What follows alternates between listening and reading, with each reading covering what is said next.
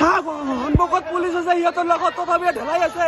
পুলিচে একো কোৱা নাই, সন্মুখতে পুলিচ আছে, তথাপিও ঢেলাই আছে। আপুনি আহক ছাৰ, জলদি আহক ছাৰ, জলদি আহক, ঢেলাই আছে সিহঁতে ঢেলাই আছে।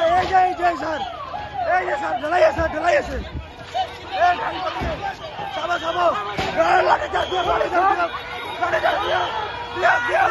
মাৰ পুলিচৰ